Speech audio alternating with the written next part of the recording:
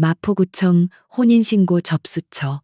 평일 오전에 한사람은 온데간데 없고 수십 개의 강력한 조명과 분주하게 오가는 스태프들, 날카로운 고성으로 가득 찬 거대한 방송 스튜디오로 변해 있었다. 이 모든 혼돈의 정중앙에 JBC 방송국의 스타 PD 하유진이 서 있었다. 그녀는 헤드셋을 낀 채 예리한 눈으로 모니터 화면을 응시하며 특유의 차분하지만 강철 같은 목소리로 지시를 내리고 있었다. 컷, 이번 카메라 신부 측 표정 다시 잡아요.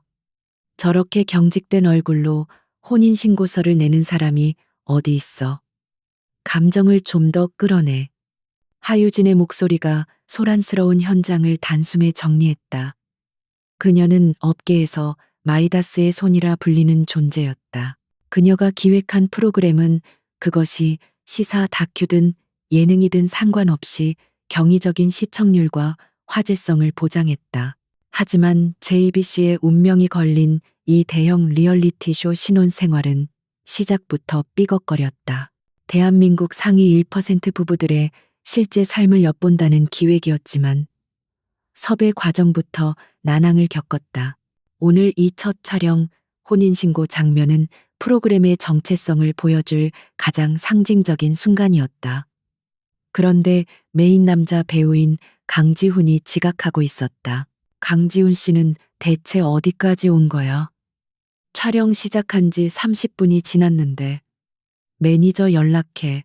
유진이 조연출에게 쏘아붙이는 바로 그 순간 구청 현관 쪽에서 날카로운 비명과 함께 쿵 하는 둔탁한 굉음이 들려왔다. 천장에 매달린 조명 하나가 불안정하게 흔들렸고 스태프 하나가 바닥에 케이블에 발이 걸려 넘어지며 방금 막 뛰어들어오던 강지훈과 그대로 부딪혔다. 강지훈은 대리석 바닥에 나뒹굴며 발목을 붙잡고 고통스러운 신음을 터뜨렸다. 악, 발목이. 순식간에 현장은 아수라장이 되었다. 유진이 인상을 구기며 상황을 수습하려 할 때 저편 구석에서 팔짱을 낀 채 이 모든 것을 지켜보던 중년 남자가 다가왔다. JBC의 예능국 이사이자 유진의 오랜 경쟁자인 최 이사였다. 허허, PD. 이래서야 오늘 촬영은 제대로 하겠어? 메인 투자자가 곧 도착할 시간인데 이런 꼴을 보이다니 말이야. 역시 젊은 피는 아직 멀었어. 그의 목소리에는 노골적인 조소와 만족감이 묻어났다. 최 이사는 유진의 성공을 병적으로 질투했고 이 프로젝트가 실패하기를 누구보다 간절히 바라는 사람이었다. 유진은 최 이사의 도발에 대꾸할 시간조차 없었다. 그녀는 즉시 의료팀을 부르며 플랜 B를 가동하려 했다. 강지훈 씨 상태 확인해. 병원부터 이송해. 그리고 신랑 대역 빨리 구해. 뒷모습만이라도 찍어야 하니까.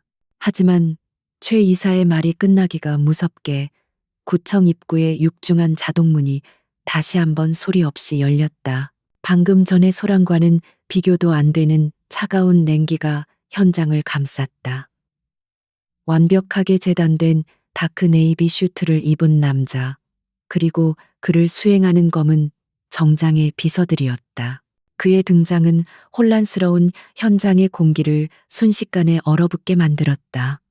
대한민국 재계 1위 SI그룹의 총수, 억만장자 CEO 권희준이었다. 그는 이번 신혼생활 프로그램의 최대 투자자였다. 권희준의 차가운 시선이 발목을 잡고 뒹구는 강지훈, 당황해서 어쩔 줄 모르는 스태프들, 그리고 비열하게 웃고 있는 최 이사를 차례로 훑어본 뒤 이 모든 상황의 지휘자인 하유진에게 멎었다. 그는 약속 시간보다 정확히 15분 일찍 도착했다. 그의 시간은 분 단위가 아니라 초 단위로 계산되는 것이었다. 하유진 PD, 얼음장 같은 낮은 저음이었지만 그 안에 담긴 압력은 회의실의 중역들을 질책하는 그것과 같았다. JBC 최고의 역량이라는 게 고작 이 정도였나? 내 투자가 이런 혼란을 위해 쓰이고 있는 건가? 그의 목소리는 분노가 아닌 차가운 실망감을 담고 있었다. SI그룹의 투자는 이번 프로그램에 사활이 걸린 문제였다. 최 이사는 득어양양한 표정으로 나섰다. 아이고, 권 대표님, 오시느라 고생 많으셨습니다. 이게 하 PD가 의혹이 너무 앞서다 보니 현장 통제의 실수가 좀 있었습니다. 너그럽게 유진은 최 이사의 말을 끊고 권희준을 똑바로 마주했다. 여기서 무너지면 모든 것이 끝이었다. 그녀의 자존심과 커리어가 걸린 문제였다. 유진은 1초간 눈을 감았다 떴다. 그녀의 뇌가 초고속으로 회전하기 시작했다. 강지훈은 병원으로 가야 한다. 촬영은 여기서 중단될 수 없다. 특히 권희준과 최 이사, 이 두 사람 앞에서 실패를 인정할 수는 없었다. 그녀는 권희준을 향해 한 걸음 다가섰다. 그녀의 눈에는 당황 대신 결단력이 서려 있었다. 권희준 대표님, 상황이 매끄럽지 못해 죄송합니다. 주연 배우가 방금 부상을 당했습니다. 그녀는 변명 대신 사실을 택했다. 권희준의 미간이 좁혀졌다. 그래서 투자를 철회하라는 통보인가? 그는 시간을 낭비하는 것을 병적으로 혐오했다. 유진은 고개를 저었다. 아닙니다. 오늘 반드시 찍어야 할 장면이 남아 있습니다. 그게 나와 무슨 상관이지? 권희준의 목소리가 한층 더 차가워졌다. 유진은 그의 눈을 피하지 않았다. 딱 5분입니다. 아니, 3분이면 됩니다. 혼인신고서를 제출하는 신랑의 뒷모습과 손 클로즈업만 있으면 됩니다. 지금 대역을 구할 시간도 강지훈 씨를 기다릴 시간도 없습니다. 이 장면 하나로 모든 게 무너질 수도 있습니다. 권희준은 침묵했다. 그는 하유진이라는 이 어린 PD의 당돌함을 뜯어보고 있었다. 내가 왜 그래야 하지? 유진은 숨을 골랐다. 대표님의 투자가 걸린 프로그램이기 때문입니다. 이 장면이 없으면 1회 방송 자체가 불가능합니다. 그건 JBC뿐만 아니라 SI그룹의 투자금 역시 공중분해된다는 의미입니다. 이것은 부탁이 아닌 거래였다. 권희준의 입꼬리가 비스듬히 올라갔다. 재미있는 여자라고 생각했다. 그는 시계를 확인했다. 3분이다. 그가 턱짓으로 허락했다. 유진은 즉시 조연출에게 소리쳤다. 빨리 신랑 신부 서명란 비워진 걸로. 소품용 서류 당장 가져와. 최 이사는 이 기막힌 상황 전개에 눈을 빛냈다. 그가 하유진의 막내 조연출이 허둥지둥 서류철을 들고 뛰어가는 것을 보았다. 최 이사는 일부러 그 앞을 막아서며 조연출의 어깨를 툭 쳤다. 김조연출, 정신 똑바로 차려. 지금 하 PD가 너무 급해서 정신이 없나 보군. 그는 조연출의 손에 들린 소품이라고 적힌 서류철을 힐끗 봤다. 저런 가짜 서류 말고 아까 구청 직원이 확인해준 진짜 양식으로 가져가. 그게 훨씬 리얼하잖아. 하 PD 성격의 가짜 쓰면 나중에 다시 찍자고 할걸? 최 이사가 마치 선배로서 조언하는 듯한 부드러운 목소리로 속삭였다. 그는 아까 촬영 협조를 구하며 받아둔 실제 혼인신고서, 양식이 어디 있는지 정확히 알고 있었다. 막내 조연출은 최 이사의 직급과 압력에 눌려 얼떨결에 고개를 끄덕였다. 네, 네, 이사님. 그녀는 너무 당황한 나머지 판단력을 상실했다. 그녀는 소품용 서류 대신 구청 직원의 협조를 받아 견본으로 받아둔 실제 혼인신고서, 양식 여러 장이 꽂힌 파일철을 집어들었다. 그녀는 그 두 서류의 치명적인 차이를 인지하지 못했다. 유진은 서류를 건네받자마자 권희준에게 펜과 함께 내밀었다. 여기, 그리고 여기입니다. 카메라는 대표님의 손과 서류만 잡을 겁니다. 신분 확인은 필요 없습니다. 어차피 소품이니까요. 유진은 자신의 이름란에 하유진 세 글자를 카메라가 알아볼 수 있도록 또박또박 흘렸었다. 촬영용 가명 대신 본명을 쓴 것은 리얼리티를 살리기 위한 그녀의 고집이었다. 권희준은 이 모든 소동이 지긋지긋하다는 듯 자신의 이름 권희준을 기계적으로 적었다. 그들은 자신들의 주민등록번호와 주소 등 상세한 개인 정보가 이미 서류 상단에 깨알같이 기입되어 있다는 사실을 꿈에도 몰랐다. 막내 조연출이 아까 구청 견본용으로 두 사람의 신분증, 사본방송, 협조용으로 미리 제출했던을 이용해 미리 채워두었던 것이다. 자, 이제 두 분이 함께 저 창구로 가서 제출하는 장면입니다. 자연스럽게 걸어가 주세요. 유진이 지시했다. 유진과 이주는 세상에서 가장 어색한 커플처럼 나란히 접수 창구로 걸어갔다. 유진은 카메라 각도를 체크하느라, 이주는 이 불쾌한 상황이 빨리 끝나기만을 바라느라 서류 자체에는 아무도 신경 쓰지 않았다. 바로 그때였다. 이 모든 것을 지켜보던 최 이사가 일부러 무거운 카메라 케이블을 발로 거칠게 찼다. 어이쿠, 조심해. 그의 고함과 동시에 균형을 잃은 대형 조명 하나가 큰 소리를 내며 바닥으로 쓰러졌다.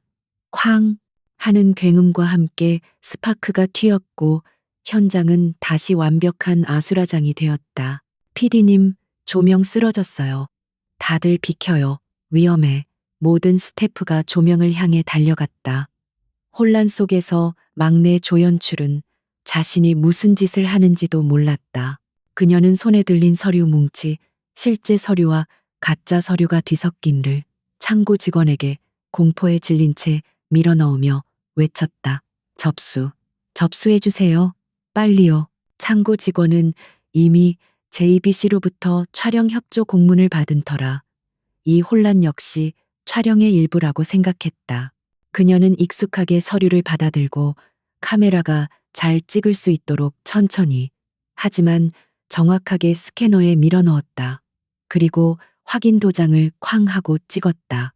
접수되었습니다. 컷, 오케이, 완벽해. 다들 철수 준비. 유진은 이마에 땀을 닦으며 외쳤다. 지옥 같은 오전이었다. 권희준은 단 1초도 지체하지 않고 비서를 불렀다. 김 비서, 다음 스케줄대로 진행해. 그는 유진에게 눈길도 인사도 주지 않고 구청을 빠져나갔다. 최 이사는 아무도 모르게 만족스러운 미소를 지으며 현장을 떠났다. 하유진은 그제야 긴장이 풀려 벽에 기댔다. 최악의 하루였지만 어떻게든 가장 중요한 장면을 찍어냈다. 그녀는 자신의 능력을 다시 한번 증명해냈다고 생각했다. 하지만 그녀는 방금 전 카메라 앞에서 벌어진 일이 단순한 촬영이 아니었음을 전혀 깨닫지 못하고 있었다. 내 시간이 흘렀다. 하유진은 JBC 본사 12층의 개인 편집실에서 거친 촬영본을 확인하고 있었다. 배우의 부상에도 불구하고 권희준을 임시로 투입한 것은 신의 한 수였다. 그의 압도적인 존재감 덕분에 단순한 서류 제출 장면이 마치 영화의 한 장면처럼 찍혔다. 이 정도면 첫 방송은 문제없겠어. 그녀가 만족스러운 한숨을 내쉬는 그때 책상 위에 놓인 그녀의 스마트폰이 조용히 울렸다. 마포구청에서 보낸 공식 알림 문자였다. 유진은 대수롭지 않게 문자를 열었다. 그리고 그대로 얼어붙었다.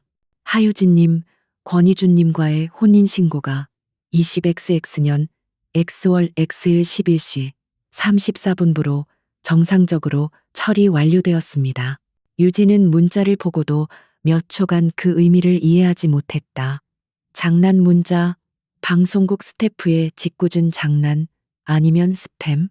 그녀가 믿을 수 없다는 듯 문자를 다시 읽어내려가는 순간 편집실 문이 거칠게 열렸다.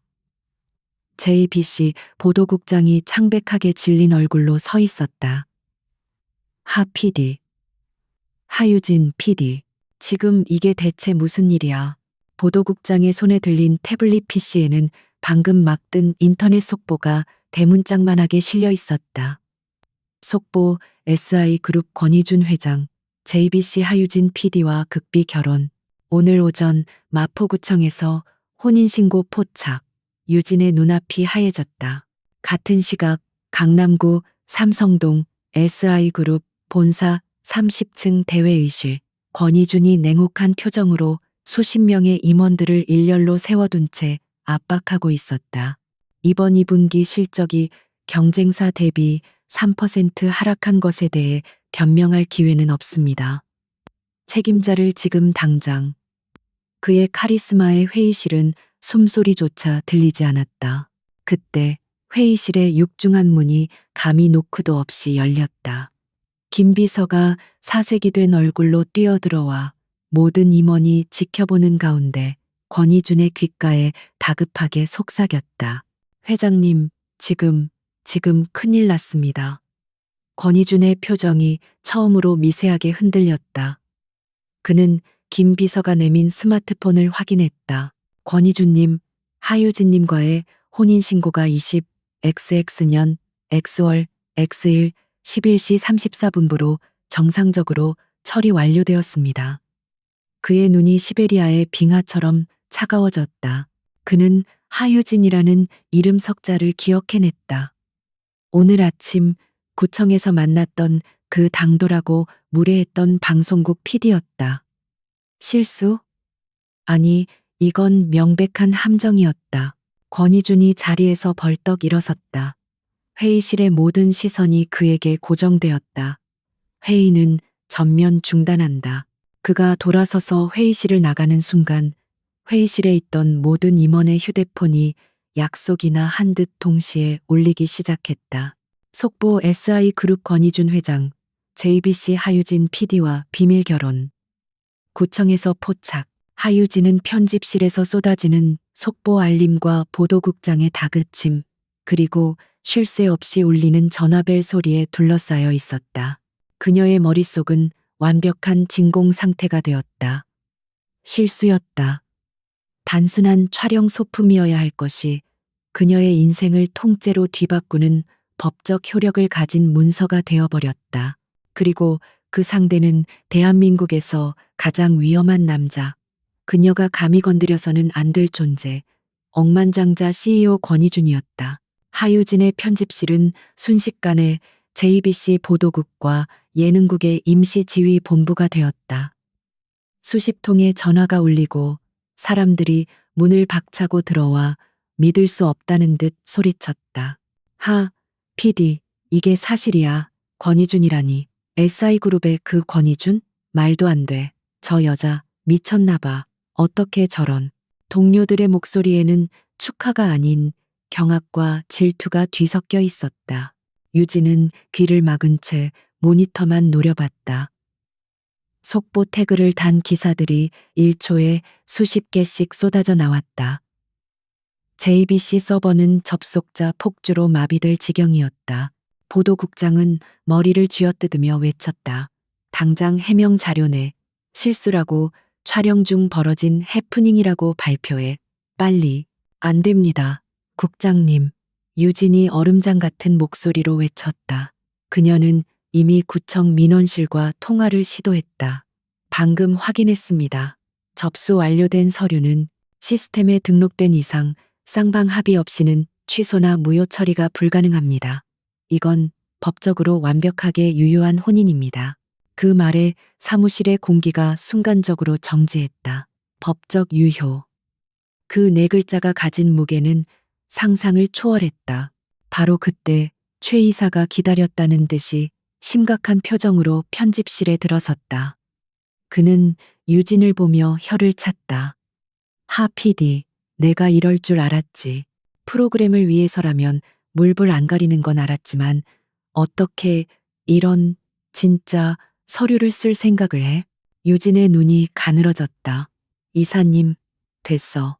변명은 듣고 싶지 않아. 지금 JBC 이미지가 어떻게 됐는지 알아? 투자자의 뒤통수를 친 PD.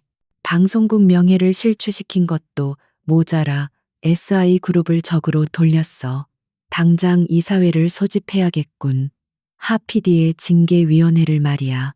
최 이사는 유진이 반격할 틈도 주지 않고 징계라는 단어에 못을 박았다. 같은 시각 SI그룹 본사로 향하는 마이바흐의 뒷좌석은 시베리아보다 더 차가웠다. 권희주는 태블릿 PC로 실시간으로 폭락하는 SI그룹의 주가 그래프를 보고 있었다. 개장 30분 만에 시가총액 1조 원이 증발했다. 김 비서가 운전석에서 떨리는 목소리로 보고했다. 회장님, 언론 대응팀이 마비 상태입니다. 그리고 방금 전 권상민 부회장님께서 회장 평판 리스크 관련 긴급 이사회를 소집하셨습니다. 1시간 뒤입니다. 권희준의 턱 근육이 꿈틀거렸다. 하유진. 그 PD라는 여자의 얼굴이 떠올랐다. 단순한 실수. 아니었다. 이 타이밍은 너무나도 절묘했다. 자신이 신기술 투자 유치를 위해 가장 민감한 협상을 진행 중인 바로 이 시점에 자신의 이미지를 충동적이고 불안정한 경영자로 낙인 찍을 수 있는 최악의 스캔들이 터졌다. 그리고 이 기회를 놓치지 않고 곧바로 이사회를 소집한 숙부, 권상민, 하유진, 그리고 최 이사. 권희주는 JBC 내부의 권력 구조를 이미 파악하고 있었다. 오늘 아침 구청에서 본 최 이사의 비열한 미소, 김 비서, JBC의 최 이사와 권 부회장의 최근 1년간 통화 내역, 계좌 추적, 지금 당장 시작해.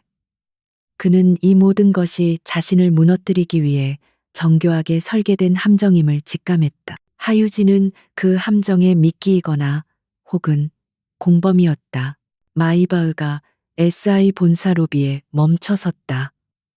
차 문이 열리기도 전에 수백 명의 기자들이 괴성을 지르며 몰려들었다. 회장님, 결혼 사실입니까? 하유진 PD와 언제부터 교제하신 겁니까? 경영권 방어를 위한 정략 결혼이라는 소문이 있습니다. 수십 개의 마이크와 카메라가 그를 향해 돌진했다. 권희주는 마치 그들이 존재하지 않는 것처럼 얼음 같은 표정으로 로비를 가로질러 전용 엘리베이터에 탑승했다. 그가 펜트하우스 집무실에 도착하자마자 김 비서가 새로운 보고를 올렸다. 하유진 PD는 JBC 내부에서 징계위원회에 회부될 예정이며 주동자는 최 이사입니다.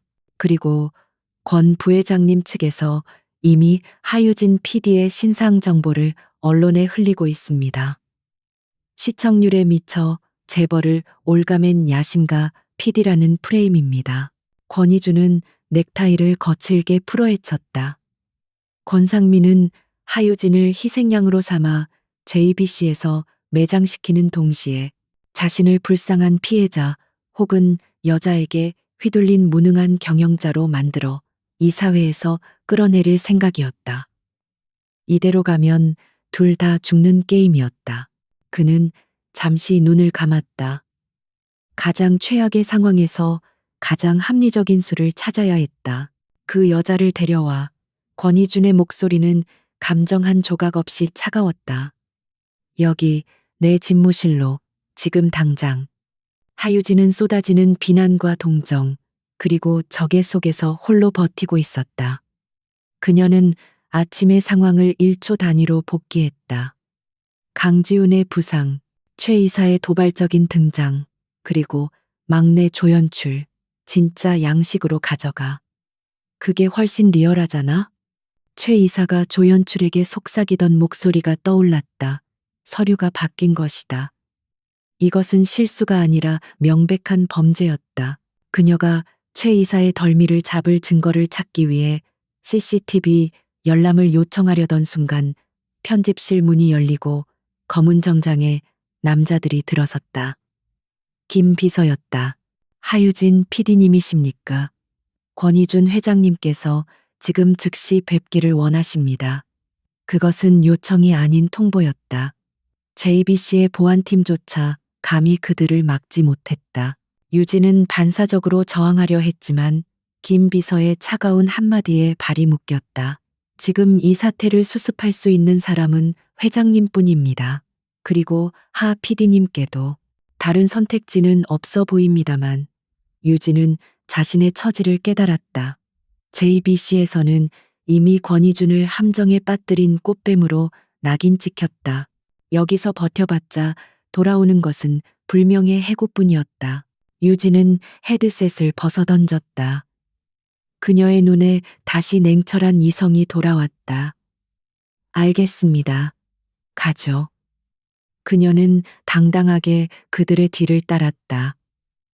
어차피 벌어진 일이라면 호랑이 굴에 직접 들어가서 호랑이와 단판을 지어야 했다.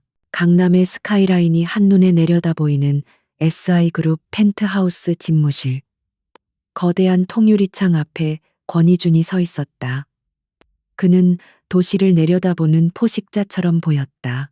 유진이 들어서는 소리에도 그는 돌아보지 않았다. 얼마를 원하지? 그의 첫마디는 얼음 송곳처럼 날아와 유진의 심장에 밝혔다. 유진은 순간 모욕감에 숨이 멎었다. 네, 이 모든 쇼를 기획한 데가 내 아내라는 타이틀을 포기하는 대가로 얼마를 원하냐고 물었다. 10억? 100억? 권희준이 천천히 돌아섰다. 그의 눈에는 인간적인 감정 대신 차가운 경멸만이 가득했다. 그는 하유진이 최 이사나 권상민의 사주를 받고 혹은 단독으로 이 일을 저질렀다고 확신하고 있었다. 하유진은 어이가 없다는 듯 실소를 터뜨렸다. 공포나 당황이 아니었다. 그것은 분노였다. 권희준 씨, 당신이 얼마나 대단한 사람인지는 모르겠지만 지금 착각하고 있는 것 같군요. 그녀는 한치의 물러섬도 없이 그의 눈을 마주했다. 내가 이딴 식으로 내 커리어를 끝장내면서 당신 같은 남자에게 시집올 만큼 미쳤다고 생각해요? 권희준의 미간이 좁혀졌다. 예상했던 반응이 아니었다. 그럼 오늘 아침의 소동은 뭐였지? 완벽하게 짜인 각본이 아니었나? 유진은 그의 책상으로 성큼성큼 다가갔다. 각본은 맞았죠. 하지만 내 각본이 아니었어요. 난 내 프로그램을 구하기 위해 당신을 섭외했을 뿐이고 그 과정에서 누군가 소품 서류를 진짜 서류로 바꿔치기 했어요. 그녀는 숨도 쉬지 않고 자신의 분석을 쏟아냈다. JBC 내부의 내 경쟁자, 최 이사. 그는 내가 실패하길 바랐죠. 하지만 이 스캔들이 터지자마자 나를 징계위원회에 회부했어요. 그리고 당신의 숙부라는 권상민 부회장. 그가 당신을 끌어내리기 위해 긴급 이사회를 소집했다고요. 이 모든 게 우연일까요? 권희준은 침묵했다. 그는 하유진이라는 여자를 다시 보았다. 그녀는 울거나 변명하는 대신 날카롭게 상황의 핵심을 꿰뚫고 있었다. 그가 김 비서에게 지시했던 내용과 정확히 일치했다. 그들은 공범이야. 유진이 결론 내렸다. 최 이사는 나를 JBC에서 몰아내고 권상민은 당신을 SI에서 몰아내기 위해 손을 잡았어요. 우린 둘 다 이용당한 거라고요. 난 미끼였고 당신이 진짜 타깃이었던 거지. 권희준의 눈빛이 차갑게 빛났다. 그녀의 논리는 완벽했다. 이 여자는 공범이 아니라 자신과 같은 피해자였다. 그리고 이 상황을 타개할 유일한 변수였다. 좋아. 그렇다면 당신 말대로 우린 공동 운명체군. 그는 책상 위에 인터폰을 눌렀다. 김 비서, 이사회 10분 뒤에 시작하지. 장소는 여기 내 집무실로 변경해. 그리고 아내를 위한 의자도 하나 준비해. 유진이 당황했다. 뭐라고요? 이사회 지금 나더러. 권희준이 집무실 한쪽에 숨겨진 드레스룸을 열었다. 그 안에는 수십 벌의 최고급 여성복이 걸려 있었다. 지금 우리가 이혼이나 혼인무효 소송을 진행하면 어떻게 될 것 같나? 권상민과 최 이사가 원하는 대로 불안정한 경영자와 사기꾼 PD 프레임에 갇히게 되겠지. 주가는 바닥을 칠 거고 우린 둘 다 끝이야. 그가 유진에게 완벽한 블랙드레스 한 벌을 던졌다. 하지만 우리가 이 결혼을 인정한다면 어떨까? 유진은 그의 의도를 알아차리고 숨을 삼켰다. 미쳤어요? 우리가 왜? 이게 유일한 길이니까. 권희준이 그녀의 말을 잘랐다. 그는 책상 서랍에서 얇은 서류철 하나를 꺼냈다. 6개월.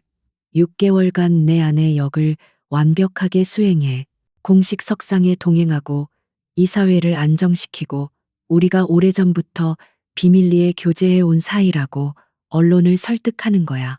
그가 유진 앞에 계약서를 내밀었다. 그 대가로 나는 JBC 내부의 당신의 적들을 처리해 주지. 최 이사를 끌어내릴 증거, 내가 가진 모든 정보력과 법무팀을 동원해서 당신 손에 쥐어주겠다. 그리고 6개월 뒤 우린 조용히 합의 이혼하는 거다.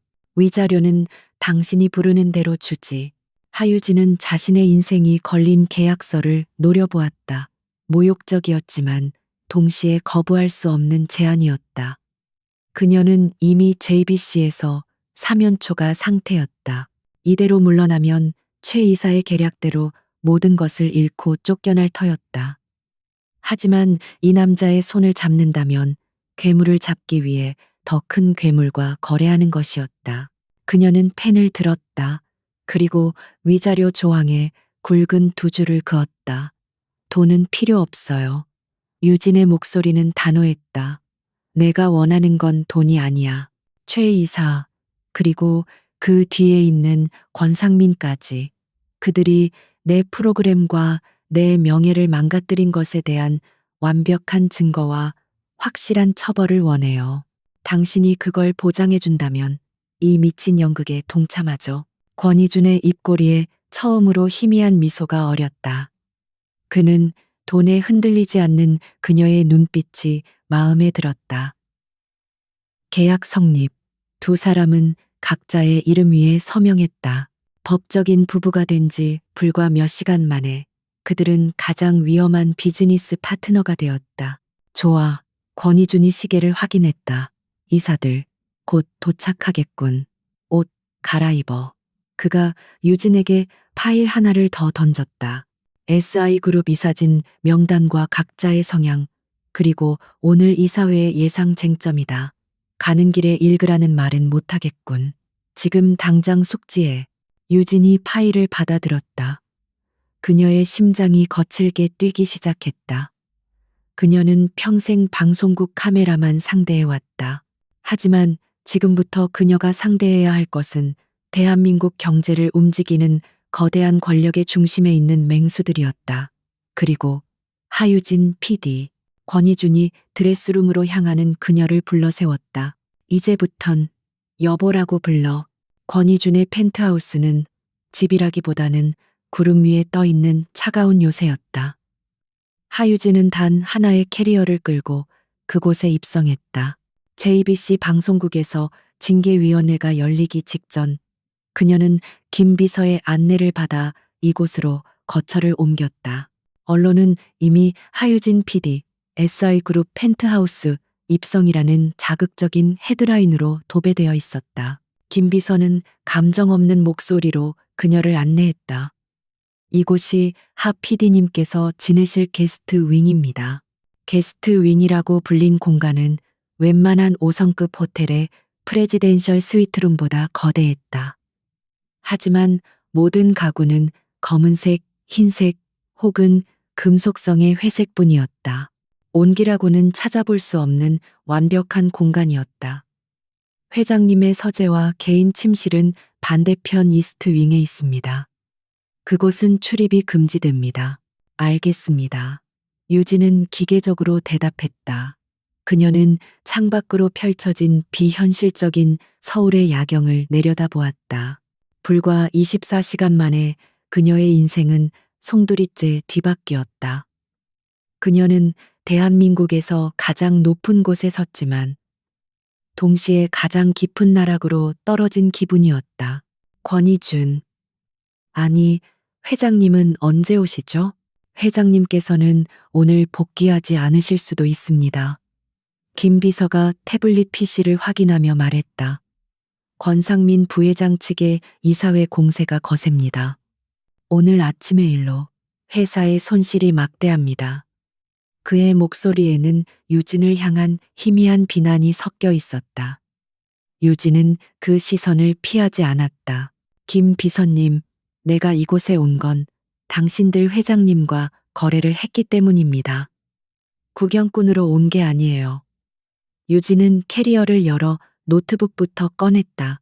JBC에서 열린 오늘 아침 구청 촬영 원본 영상 파일이 필요합니다. 모든 카메라의 모든 앵글, 음향까지 전부 지금 당장 구해주세요. 김 비서는 이 당돌한 여자를 이해할 수 없다는 듯 바라봤다. 하 PD님, 지금 본인의 상황을, 내 상황을 정확히 아니까 요청하는 겁니다. 난 지금 JBC에서 정직 처분 대기 중이에요. 내 손발은 다 묶였어요. 하지만 당신들 회장님은 아니죠. SI그룹의 정보력이면 방송국 서버에 있는 파일 하나쯤 빼오는 건 일도 아닐 텐데요. 유진은 김 비서에게 한 걸음 다가갔다. 우리는 같은 배를 탔어요. 그리고 이 배에 구멍을 낸 건 내가 아니라 당신들의 적, 권상민과 나의 적, 최 이사입니다. 난 그 증거를 찾아야겠어요. 당신들 회장님을 위해서, 그리고 나 자신을 위해서. 그녀의 눈빛에는 한치의 망설임도 없었다.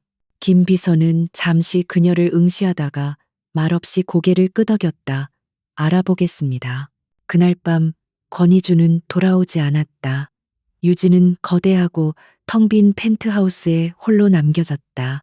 그녀는 짐을 풀지도 않은 채 거실의 거대한 소파에 앉아 있었다.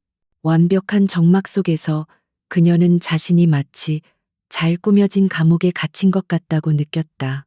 그녀는 이 결혼이 연기라는 것을 알았지만 그 연기의 무대는 상상 이상으로 화려하고 잔혹했다. 다음 날 새벽 김 비서가 약속대로 외장하드 하나를 건넸다. JBC 보안팀을 어떻게 뚫었는지는 묻지 않았다. 유진은 곧바로 펜트하우스의 거대한 홈시어터룸을 자신만의 편집실로 만들었다. 벽면을 가득 채운 스크린에 그날 아침 마포구청의 모든 앵글이 분할되어 떠올랐다. 그녀는 더 이상 피해자가 아니었다. 그녀는 다시 JBC 최고의 PD, 하유진으로 돌아왔다. 그녀의 눈이 날카롭게 빛나기 시작했다. 그녀는 자신과 권희준 혹은 사고를 당한 강지훈을 보지 않았다. 그녀의 시선은 현장의 가장자리에 머물렀다. 찾았다. 유진의 입에서 나지막한 탄성이 터져 나왔다. 4번 카메라 구청 입구를 비추는 광각 앵글이었다. 강지훈이 사고를 당하기 10분 전 구청 로비 구석에 익숙한 얼굴이 보였다. 연예부 전문 기자인 김용민이었다. 그는 JBC가 초청한 기자 명단에 없었다. 그가 왜 아무런 이슈도 없는 평일 오전에 마포구청에 와 있었을까? 그것도 정확히 촬영 시작 직전에. 유진은 타임라인을 돌렸다. 강지훈이 발목을 잡고 비명을 지르자마자 김용민 기자는 기다렸다는 듯이 휴대폰 카메라를 들고 현장으로 뛰어들었다. 그의 움직임은 사고를 목격하고 놀란 것이 아니라 먹잇감을 발견하고 달려드는 하이에나의 그것이었다. 그리고 그는 정확히 권희준이 등장하는 순간부터 셔터를 눌러대기 시작했다. 김용민, 최 이사랑부터 다니던 그 기생충 같은 놈. 유진은 입술을 깨물었다. 이것은 우연이 아니었다. 그렇다면 서류는 유진은 2번 카메라와 3번 카메라의 앵글을 동시에 재생했다. 최 이사가 막내 조연출에게 접근하는 장면이었다. 오디오는 묻혀서 잘 들리지 않았지만 화면은 모든 것을 말해주고 있었다. 최 이사는 분명히 막내 조연출의 손에 들린 소품이라고 적힌 파란색 파일을 가리켰다. 그리고는 고개를 저으며 접수처 창구 쪽을 가리켰다. 조연출이 겁에 질린 얼굴로 창구에서 무언가를 받아오는 장면이 포착되었다. 그것은 구청 직인이 찍힌 진짜 혼인신고서 양식이었다. 최 이사가 조연출에게 미소 짓는 장면이 선명하게 잡혔다. 미친 자식. 유진의 손이 분노로 떨렸다. 모든 조각이 맞춰지고 있었다. 최 이사는 강지훈의 지각을 이미 알고 있었거나 혹은 그마저도 계획했을 가능성이 높았다. 그는 만일의 사태를 대비해 진짜 서류를 준비시켰다. 그리고 권희준이 등장하자 이 기회를 놓치지 않고 조연출을 압박해 서류를 바꿔치기 하게 만들었다. 하지만 마지막 퍼즐이 맞지 않았다. 최 이사가 어떻게 그 혼란스러운 와중에 조연출이 실수로 그 서류를 제출하게 만들었을까? 유진은 조명팀의 1번 카메라 영상을 프레임 단위로 돌려보았다. 그리고 발견했다. 조명이 쓰러지기 직전 최 이사가 굵은 전원 케이블 뭉치 쪽으로 발을 뻗는 미세한 움직임을. 그는 고의로 케이블을 걷어찼다. 조명이 쓰러지는 소동을 일으켜 모든 스태프의 시선을 그쪽으로 돌렸다. 그리고 그 혼란 속에서 겁에 질린 조연출은 손에 들고 있던 진짜 서류를 접수 창구에 그대로 밀어 넣었다. 모든 것이 1분 안에 일어난 완벽하게 계산된 범죄였다. 유진은 등바디에 몸을 기댔다. 온몸에서 힘이 빠져나갔다. 증거는 확보했다. 하지만 이 영상만으로는 부족했다. 최 이사는 촬영의 리얼리티를 위해 조언했을 뿐이라고 발뺌할 것이고 케이블을 찬 것은 실수였다고 주장할 터였다. 김용민 기자는 우연히 특종을 잡았을 뿐이라고 할 것이다. 그들 뒤에 있는 권상민을 잡기 위해서는 더 확실한 연결고리가 필요했다. 최 이사와 권상민 그리고 김용민 기자 사이의 거래 증거가. 유진이 깊은 생각에 잠겨 있을 때 홈시어터 룸의 문이 소리 없이 열렸다. 이틀 만에 처음 보는 권희준이었다. 그는 완벽한 슈트 차림이었지만 지독한 피로감이 묻어났다. 그는 유진이 벽면 가득 띄워놓은 분석 화면을 잠시 바라보았다. 타임라인, 인물 관계도, 그리고 최 이사의 얼굴에 그어진 붉은색 원. 찾아낸 모양이군. 그의 목소리는 여전히 차가웠지만 아침에 만났을 때의 노골적인 경멸은 사라져 있었다. 당신이 생각하는 것 이상으로 이건 정교한 함정이었어요. 유진이 화면을 가리켰다. 최 이사, 김용민 기자, 그리고 강지훈의 부상까지 모든 게 사전에 계획된 걸 수도 있어요. 하지만 그들의 연결고리를 잡을 수가 없어요. 자금 추적이 필요해요. 권희주는 소파에 몸을 던지듯 앉았다. 그는 넥타이를 풀며 말했다. 김용민 기자. 이틀 전 대포 통장으로 5천만 원이 입금됐어. 유진의 눈이 커졌다. 그 돈은 JBC의 광고 대행사 중 하나로 등록된 유령 회사를 거쳤고, 그리고 그 유령 회사의 실소유주는 최 이사군요. 유진이 그의 말을 이었다. 권희준이 고개를 끄덕였다. 빙고. 하지만 최 이사 역시 꼬리에 불과해. 그가 태블릿 PC를 유진에게 던졌다. 화면에는 최 이사가 어젯밤 한 고급 일식집의 룸으로 들어가는 CCTV 사진이 떠 있었다. 그리고 10분 뒤 그 방으로 들어가는 또 다른 남자. 내 숙부, 권상민 부회장이지. 두 사람 사이에 침묵이 흘렀다. 그들은 서로의 정보력을 확인했다. 유진은 현장의 증거를, 이주는 그들 뒤에 자금 흐름을 쫓고 있었다. 그들은 완벽하게 다른 방식으로 움직였지만 정확히 같은 결론에 도달했다. 이제 어쩔 거죠? 유진이 물었다. 이 증거를 이사회에 제출할 건가요? 아니, 권희주는 단호했다. 이 정도로는 부족해. 권상민은 40년을 SI그룹에서 버틴 늙은 여우야. 최 이사에게 모든 걸 뒤집어 씌우고 꼬리를 자르겠지. 우린 그들이 스스로 무덤을 파게 만들어야 해. 그는 자리에서 일어났다. 피곤한 기색은 사라지고 다시 냉혹한 포식자의 눈빛이 돌아와 있었다. 내일 저녁 본가에서 가족 만찬이 있어. 유진의 심장이 쿵 내려앉았다. 권상민 부회장도 참석해. 당신이 내 아내로서 공식적으로 데뷔하는 첫 무대야. 유진은 그 무대라는 단어가 의미하는 바를 정확히 깨달았다. 그것은 단순한 저녁 식사가 아니었다. 가서 뭘 해야 하죠? 아무것도 할 필요 없어. 그냥 내 옆에서 완벽하게 행복한 신부처럼 웃어. 권희준이 그녀를 빤히 바라봤다. 그들에게 우리가 얼마나 깊이 사랑에 빠졌는지 보여주는 거야. 우리가 그들의 예상대로 무너지고 있지 않다는 걸 보여줘야 해. 그들이 초조해져서 다음 실수를 저지르도록. 유진은 마른 침을 삼켰다. 방송국 PD로서 수많은 배우들에게 감정 연기를 디렉팅해 왔지만 이제 그녀 자신이 직접 그 연기를 해야 할 차례였다. 그것도 대한민국에서 가장 위험한 인물들이 모인 적진 한복판에서. 알겠습니다. 여보. 그녀가 일부러 딱딱한 목소리로 대답했다. 권희준의 입꼬리가 아주 희미하게 거의 알아챌 수 없을 정도로 살짝 올라갔다. 권상민 부회장의 전화는 다음날 아침 일찍 걸려왔다. 권희준이 막 샤워를 마치고 나왔을 때였다. 이준아, 어젯밤에 생각 좀 해봤는데 말이다. 이런 어수선한 시국에 무슨 가족 만찬이냐. 집안 어른들 모시는 것도 모양새가 좋지 않고.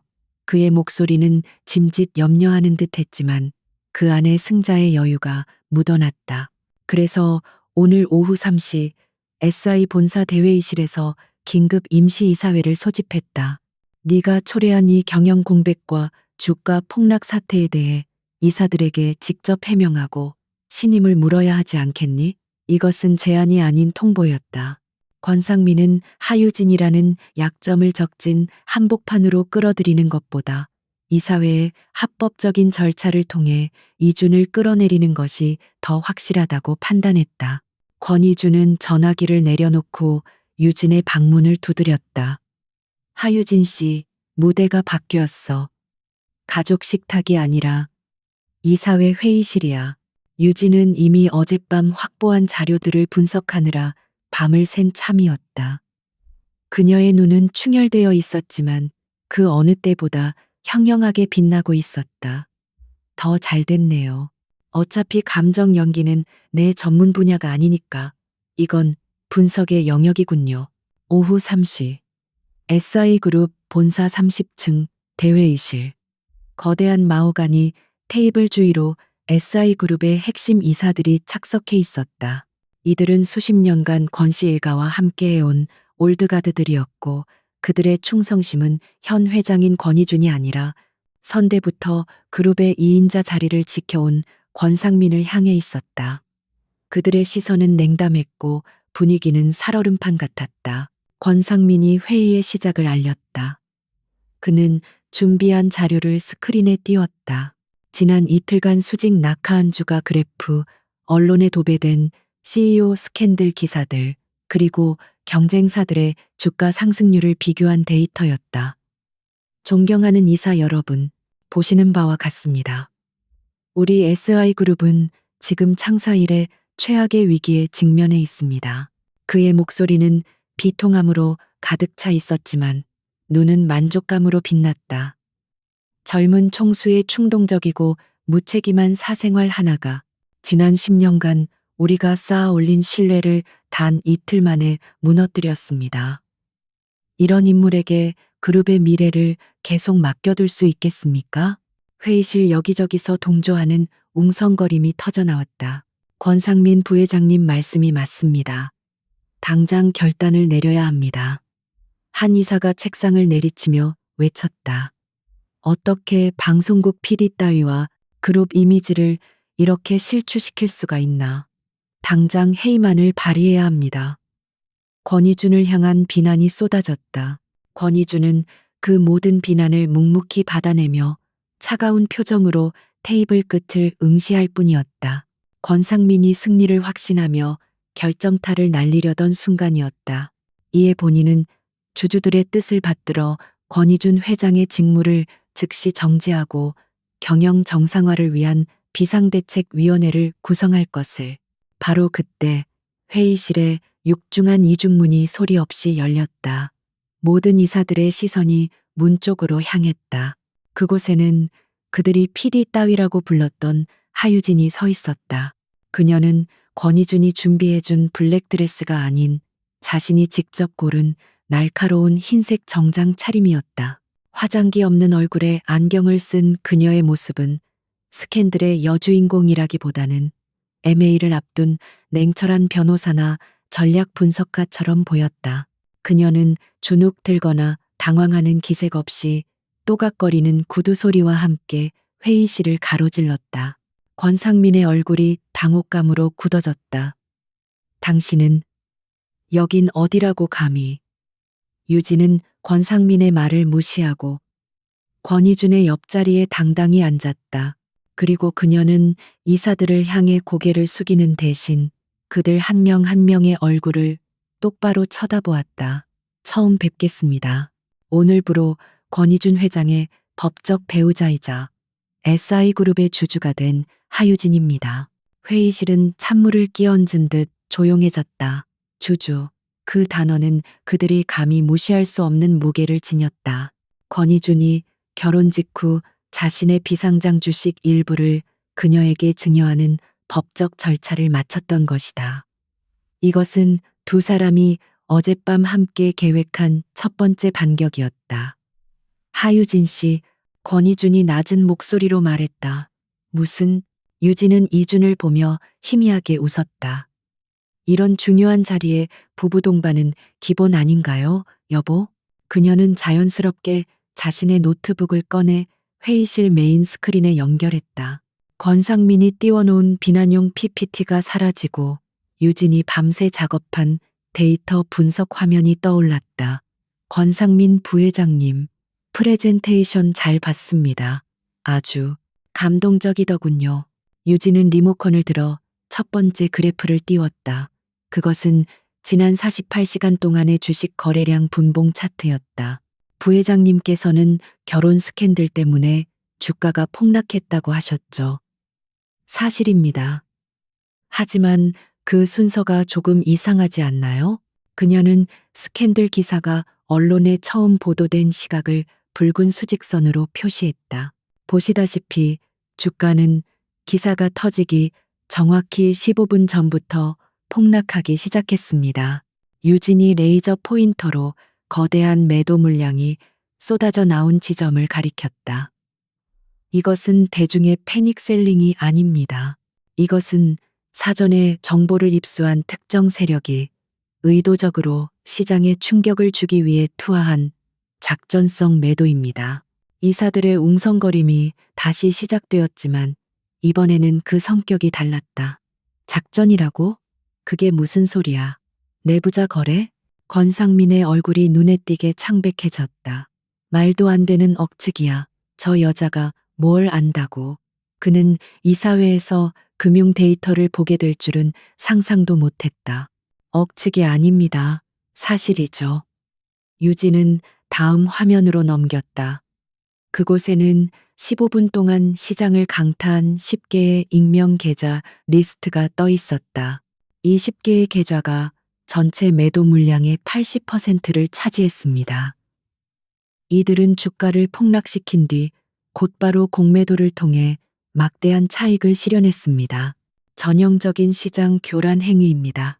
그녀는 PD 시절의 날카로운 분석력으로 복잡한 금융 데이터를 한 편의 추리, 다큐멘터리처럼 알기 쉽게 풀어냈다. 이들은 단순한 투기 세력이 아닙니다. 권희준 회장님의 결혼이라는 내부 정보를 정확히 알고 있었고 그것이 언론에 터질 타이밍까지 완벽하게 계산했습니다. 이것은 명백한 내부자 소행입니다.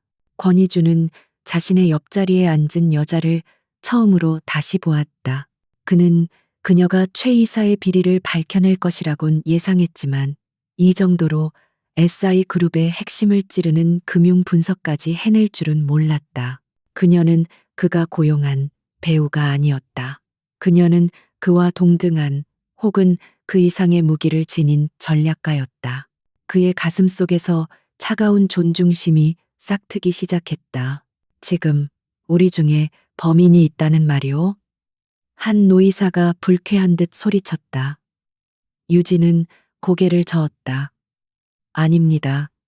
전 이사님들을 의심하지 않습니다.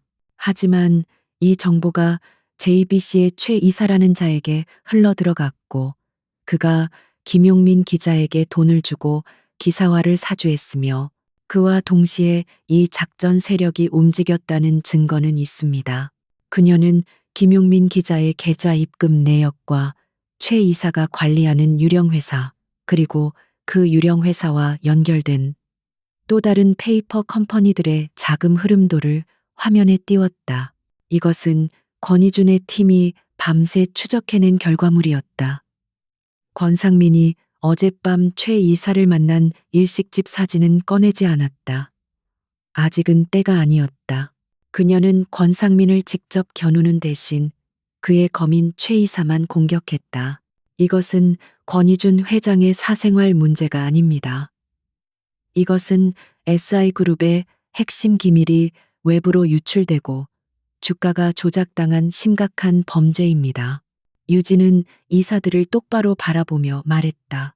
지금 우리가 해야 할 일은 회장을 불신임하는 것이 아니라 이 내부의 적과 시장 교란 세력을 색출하여 법의 심판을 받게 하는 것입니다. 정적이 흘렀다. 권상민은 아무 말도 하지 못했다. 그가 이준을 공격하기 위해 준비했던 스캔들이라는 무기는 유진의 분석 한 방에 내부자 범죄라는 부메랑이 되어 자신에게 날아올 위기에 처했다. 그가 여기서 더 이준의 책임을 묻는다면 그것은 곧 범죄를 덮으려는 시도로 비칠 수 있었다. 권희준이 마침내 입을 열었다. 그의 목소리에는 다시금 회장으로서의 위엄이 서려 있었다. 하유진 주주, 아니, 제 아내의 분석은 모두 사실입니다. 본인은 이미 이 사안을 금융감독원과 검찰에 정식으로 수사 의뢰했습니다. 그가 김 비서에게 신호를 보내자 방금 막 접수된 고소장 사본이 이사들에게 배포되었다. 권 부회장님, 이준이 차가운 눈으로 권상민을 응시했다. 이런 중대한 시기에 내부의 적을 색출하는 일에 부회장님께서 앞장서 주셔야겠습니다. 비상대책위원회, 좋습니다. 다만 그 위원회는 회장을 몰아내는 곳이 아니라 이 범죄의 배후를 밝혀내는 특별감사위원회가 되어야 할 겁니다. 권상민은 덫에 걸린 늙은 늑대처럼 거친 숨을 몰아쉬었다. 그는 반박할 말을 찾지 못했다. 이 사회의 분위기는 완전히 반전되었다. 경영자 리스크는 외부의 공격으로 바뀌었고 불신임의 대상이었던 권희준은 이제 피해자이자 위기 해결의 주체로 다시 섰다. 유진의 지적인 반격은 완벽하게 성공했다. 오늘 임시이사회는 이것으로 마치겠습니다. 권희준이 자리에서 일어났다. 그는 유진을 향해 손을 내밀었다. 유진은 망설임 없이 그의 손을 잡았다. 두 사람은 그들의 연극이 시작된 이래 처음으로 완벽하게 호흡이 맞는 파트너처럼 보였다. 그들의 손은 단단하게 맞잡혀 있었다. 회의실을 나서는 두 사람의 뒷모습을 보며 권상민은 자신의 주먹을 피가 나도록 세게 쥐었다. 그는 하유진이라는 변수를 너무 얕봤다. 그저 그런 방송국 PD가 아니었다. 저것은 이준보다 더 위험한 적수일지도 몰랐다. 그는 즉시 최 이사에게 전화를 걸어야겠다고 생각했다. 엘리베이터 문이 닫히고 완벽한 둘만의 공간이 되자 유진은 잡고 있던 이준의 손을 탁 놓았다. 그녀의 얼굴에서 완벽한 신부의 미소는 사라지고 다시 지친 PD의 얼굴이 돌아왔다. 일단 급한 불은 끈 것 같네요. 이제 내 차례군요. 최 이사를 잡아야겠어요.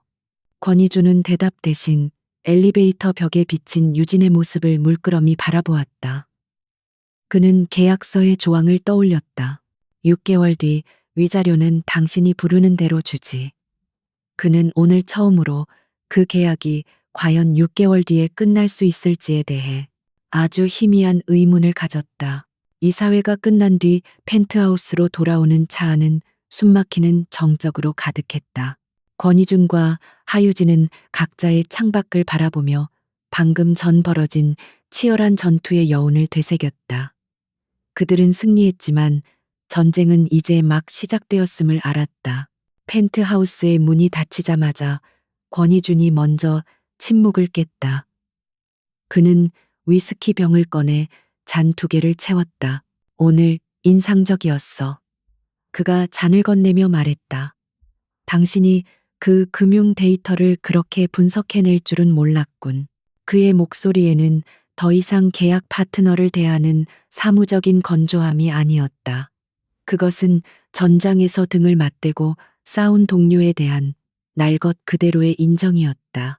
유진은 잔을 받아들었지만 마시지는 않았다. 최 이사는 꼬리에 불과해요. 오늘 이사회에서 권상민의 표정을 봤죠? 그는 전혀 타격받지 않았어요. 오히려 우리가 다음 카드를 빨리 쓰도록 유도하고 있었지. 그녀는 노트북을 열어 최 이사의 프로필을 다시 띄웠다. 권상민은 분명 최 이사를 버릴 겁니다. 그가 입을 열기 전에, 그렇다면 우리가 먼저 그 입을 열게 만들어야지. 권희준이 유진의 옆에 앉았다. 최 이사는 단순히 탐욕스러운 게 아니야. 그는 절박해.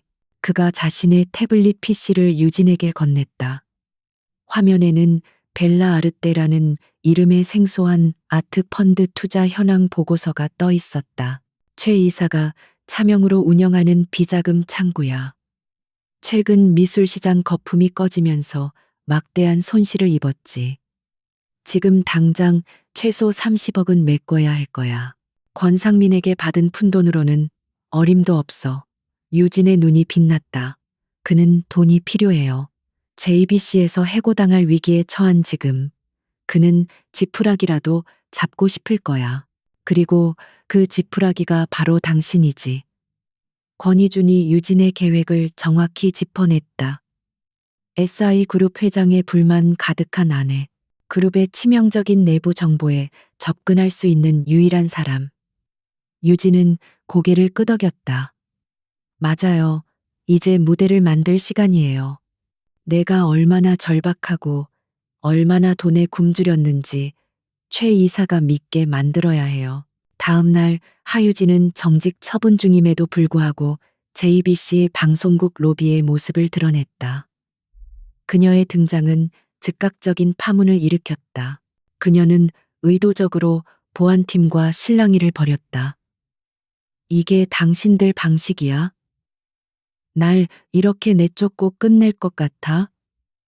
내 프로그램 돌려내. 최 이사 당장 나오라고 해.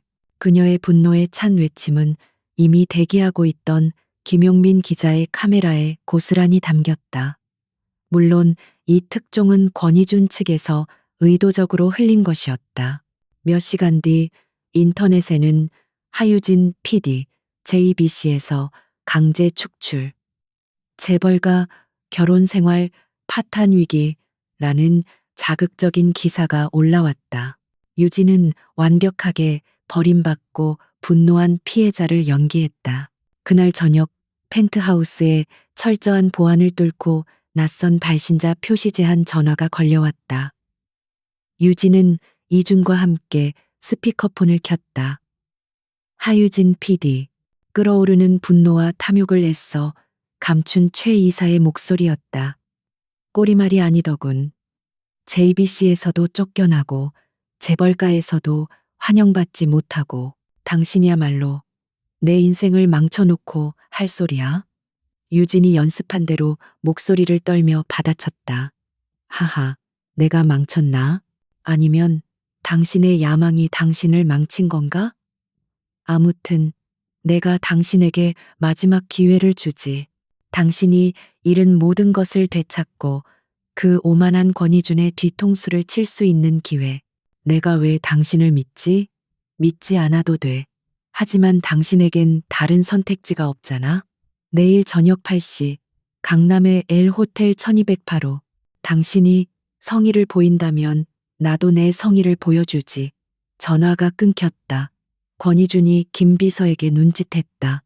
L 호텔 1208호 완벽하게 준비해. 어떤 소음도 어떤 전파 방해도 용납 못해. 다음 날 저녁 유진은 심호흡을 하며 약속 장소로 향했다. 그녀의 브로치에는 세계에서 가장 작은 고성능 녹음기와 카메라가 숨겨져 있었다. 그녀가 방에 들어서자 최 이사가 이미 와인잔을 들고 그녀를 기다리고 있었다. 그는 자신이 이 모든 상황을 통제하고 있다고 확신하는 승리자의 오만한 미소를 짓고 있었다. 와, 하피디. 이렇게 보니 또 다르네. 재벌가 사모님 티가 좀 나는 것 같기도 하고. 근데 어쩌나 곧 빈털터리가 될 텐데. 최 이사가 와인을 따르며 비아냥거렸다. 유진은 그의 도발에 넘어가지 않고 지친 기색이 역력한 얼굴로 소파에 앉았다. 본론만 하죠. 뭘 원해요? 시원시원해서 좋군. 최 이사가 몸을 앞으로 숙였다. 권희준이 지금 추진 중인 차세대 반도체 MA건. 그 계약서 사본을 가져와. 그럼 당신 몫으로 50억을 주지. 깨끗하게. 유진은 그 액수에 놀란 척 눈을 크게 떴다. 50억. 그걸로 당신은 뭘 할 건데? 하 PD. 아직도 상황 파악이 안 되나? 내가 그걸 상대 경쟁사에게 넘기면 얼마를 받을 것 같아? 권희주는 끝장이야. 그리고 당신은 자유가 되는 거지. 최 이사는 유진이 완전히 넘어왔다고 생각했다. 어때? 이 정도면 확실한 거래 아닌가? 유진은 잠시 망설이는 듯 하다가 고개를 저었다. 못 믿겠어. 당신이 어떻게 그런 큰일을. 당신은 JBC의 이사에 불과해. 권희준을 상대하기엔 턱없이 부족하다고. 그녀는 최 이사의 자존심을 정확히 겨냥했다. 내가 어떻게 당신 같은 사람을 믿고 내 인생을 걸어? 그 말에 최 이사의 얼굴이 분노로 일그러졌다. 그는 자신이 하유진에게 무시당했다는 사실에 이성을 잃었다. 나 같은 사람? 아직도 모르겠나, 하유진. 그가 벌떡 일어나 소리쳤다. 네가 지금 그 자리에 앉아 있는 게 누구 덕분이라고 생각해? 그날 마포구청에서 그 모든 게 우연이라고 생각해? 유진은 숨을 죽였다. 올 것이 왔다. 무슨 소리야, 멍청하긴. 강지훈이 다친 것부터가 시작이었어. 그놈 약점 잡아서 일부러 늦게 오게 만들고 사고가 나도록 손을 써뒀지. 최 이사는 자신의 완벽한 계획을 자랑하듯 떠들어댔다. 그리고 그 멍청한 조연출. 내가 진짜 서류를 쓰라고 슬쩍 떠밀었지. 내가 권희준을 대역으로 쓸 줄 알았거든. 그 오만한 성격이라면 분명 그렇게 할 줄 알았지. 그의 눈이 광기로 번뜩였다. 마지막 조명사고. 그것도 내가 케이블을 걷어차서 만든 거야. 그 혼란 속에서 네 조연출이 서류를 제출할 수밖에 없도록 유진은 경악한 표정을 연기하며 울어 그를 바라봤다. 당신 미쳤어. 어떻게 그런 짓을. 미쳤다고? 이게 다 누구를 위한 거였는데. 최 이사는 결정적인 한마디를 내뱉었다. 권상민 부회장님, 그분이 내 뒤에 계시다고. 그분이 나에게 SI그룹의 임원 자리를 약속했어. 너 같은 PD 나부랭이가 아니라 대한민국을 움직이는 SI의 임원 말이야. 완벽한 자백이었다. 하유진은 자신의 임무가 끝났음을 직감했다. 그녀는 천천히 자리에서 일어났다.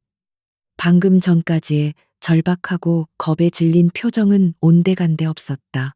대신 JBC 편집실에서 밤을 새우던 PD 하유진의 차갑고 냉철한 얼굴이 돌아왔다.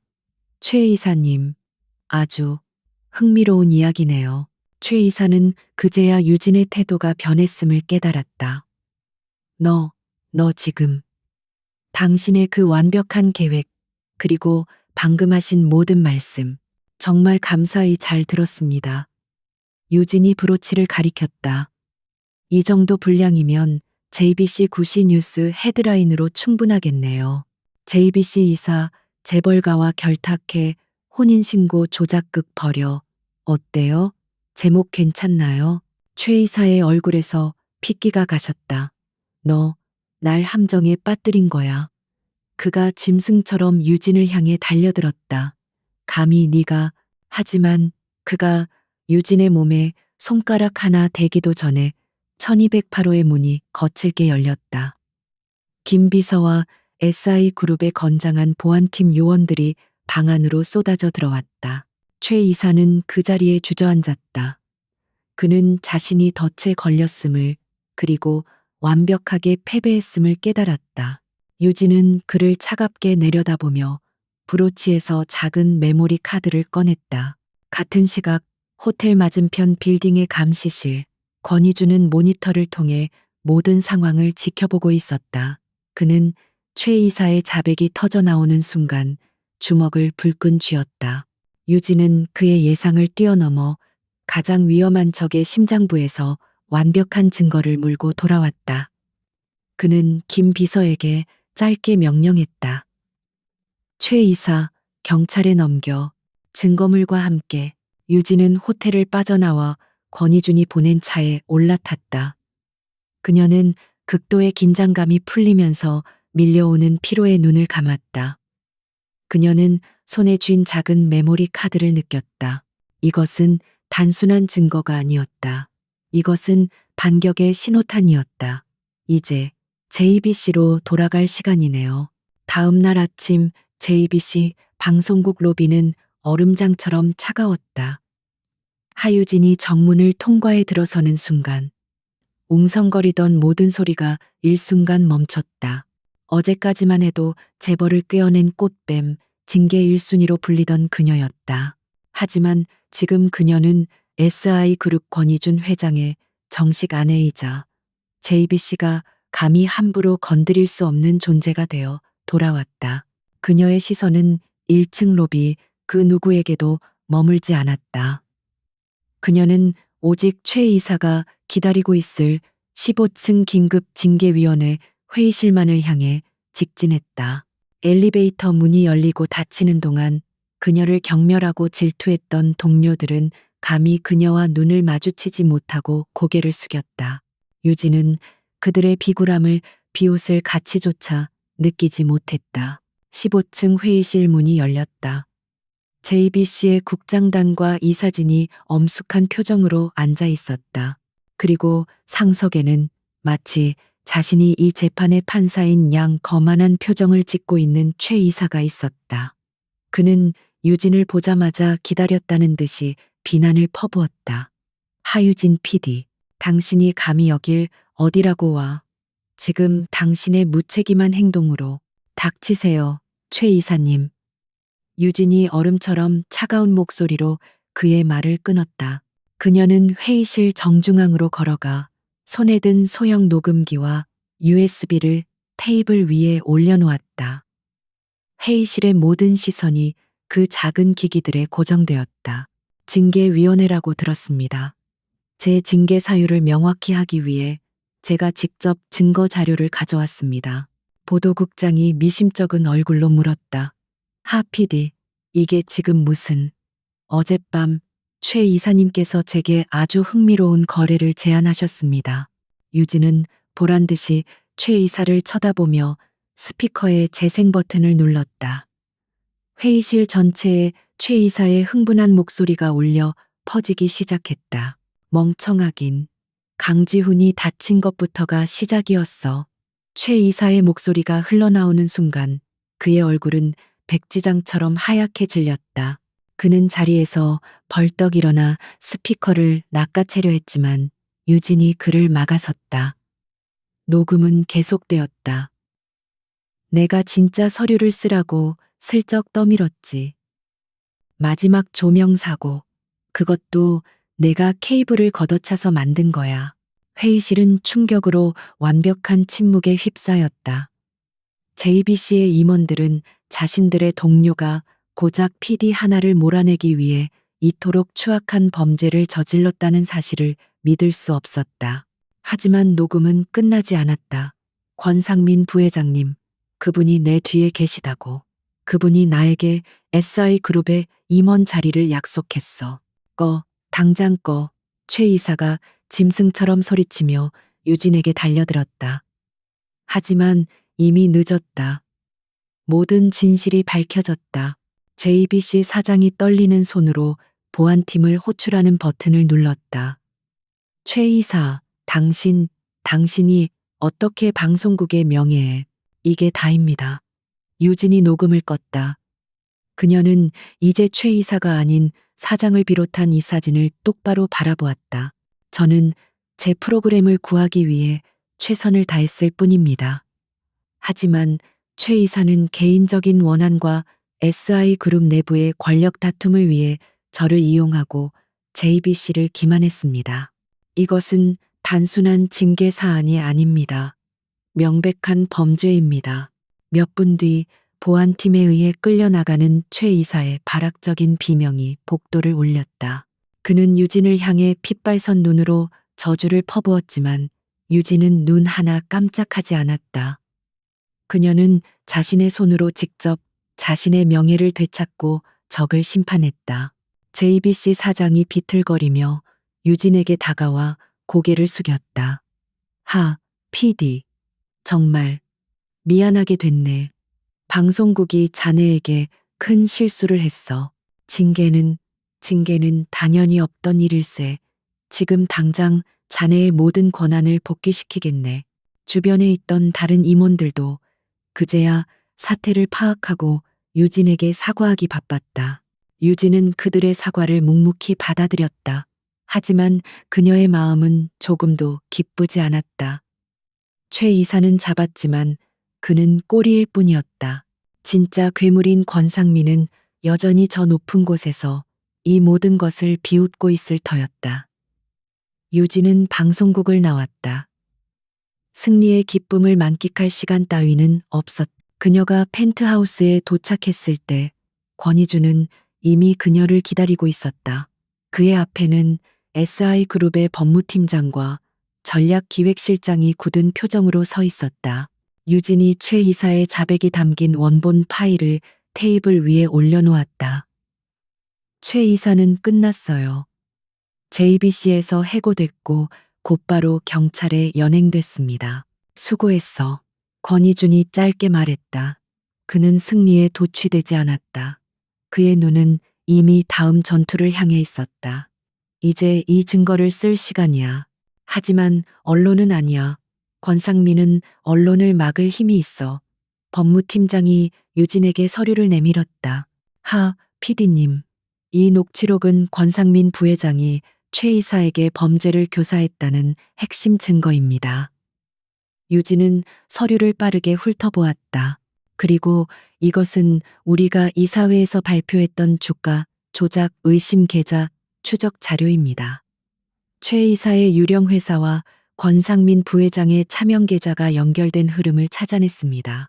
권희준의 팀은 유진이 미끼 역할을 하는 동안 권상민의 자금줄을 완벽하게 파헤치고 있었던 것이다.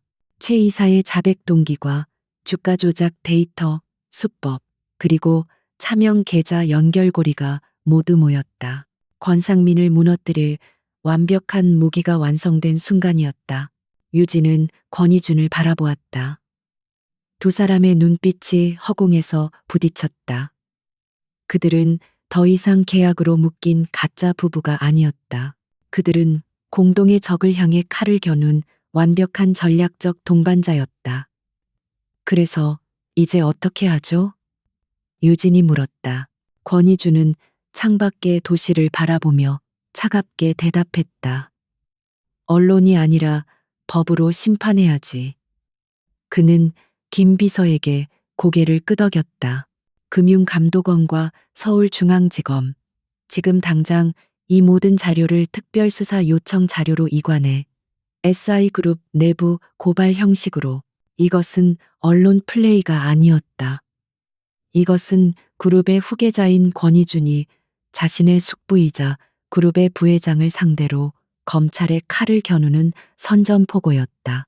그는 자신의 지위마저도 이 싸움의 무기로 사용했다. 하유진의 복수는 이제 그녀 개인의 차원을 넘어 거대한 재벌 그룹의 운명을 건 전쟁으로 번지고 있었다. 그날 오후 JBC는 물론 대한민국 모든 언론사의 속보창이 동시에 터져 나왔다. 속보 검찰, SI그룹 본사 압수수색, 권상민 부회장, 주가 조작 및 뇌물 교사 혐의. 유진은 펜트하우스의 거대한 TV 화면에 뜨는 그 뉴스를 권희준과 나란히 서서 지켜보고 있었다. 반격은 시작되었다. 검찰의 압수수색은 권상민의 숨통을 조이는 첫 번째 올감이었다. SI그룹 본사 29층 부회장실은 폭풍이 휩쓸고 지나간 듯 처참했다. 서류는 흩어졌고 컴퓨터는 압수당했다. 권상민은 텅 빈 집무실에서 핏발선 눈으로 창밖을 노려봤다. 그의 수십 년 아성이 감히 조카라고 부르기도 아까운 권희준과 그가 데려온 정체불명의 피디년 하나 때문에 무너지고 있었다. 부회장님, 큰일 났습니다. 검찰이 최 이사 놈의 자백을 근거로 스위스 은행의 차명 계좌까지 동결 요청을 넣었습니다. 변호인의 다급한 전화는 사형 선고나 다름없었다. 그의 모든 불법 자금이 묶이기 직전이었다. 시간이었다. 그에게 남은 시간은 단 하루, 아니 반나절도 채 되지 않았다. 권상민은 수화기를 집어던졌다. 이성을 잃은 늙은 맹수는 가장 위험한 법이다. 그는 더 이상 이준을 법이나 여론으로 끌어내릴 수 없음을 깨달았다. 그렇다면 남은 길은 하나뿐이었다. 그룹 자체를 통째로 삼키는 것. 그는 이사회를 소집했다. 회장 경영 공백 및 검찰 수사에 따른 긴급 임시 주주총회라는 그럴듯한 명분이었다. 지금 당장 해외 페이퍼 컴퍼니에 있는 자금 전부 풀어 SI그룹 주식 닥치는 대로 매수해 단 한 주도 남김없이. 그는 자신의 모든 비밀 네트워크를 총동원했다. 동결되기 직전의 자금, 수십 년간 숨겨온 비자금 전부를 이 마지막 도박에 쏟아붓기 시작했다. 그는 자신이 소집한 주주총회 전까지 어떻게든 지분 51%를 확보해야 했다. 그의 계획은 단순했다. 검찰 수사라는 악재를 이용해 시장에 공포를 심고 개미 투자자들이 던지는 물량을 헐값에 쓸어 담아 단숨에 경영권을 차지하겠다는 것이었다. 그는 자신이 지옥으로 향하는 급행열차에 올라탔다는 사실을 깨닫지 못했다. 같은 시각 펜트하우스의 커맨드룸. 하유진과 권희주는 거대한 월스크린에 떠 있는 주식거래 현황판을 지켜보고 있었다. 평소와 달리 엄청난 거래량이 터져 나오고 있었다. 수백만 주 단위의 거대한 매수 주문이 시장을 집어삼키고 있었다. 유진은 데이터를 분석하며 혀를 찼다. 미쳤군요. 자기 자금이 곧 동결될 거라니까. 남은 돈 전부를 주식으로 바꾸고 있어요. 완벽한 자살 행위예요.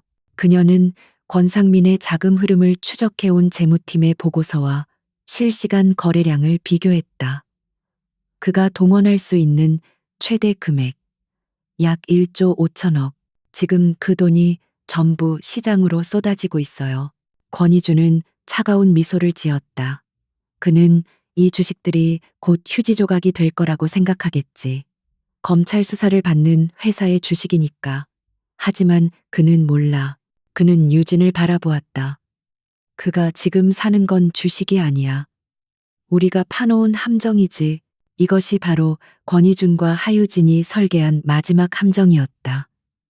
그들은 권상민이 궁지에 몰리면 유일한 합법적 자산인 주식으로 도피할 것을 정확히 예측했다. 권희준은 우호 지분과 자사주 일부를 시장에 미끼로 풀어놓았다. 권상민은 자신이 개미들의 물량을 터는 것이라 생각했지만 실제로는 권희준이 던져주는 덫을 덥석덥석 물고 있었던 것이다.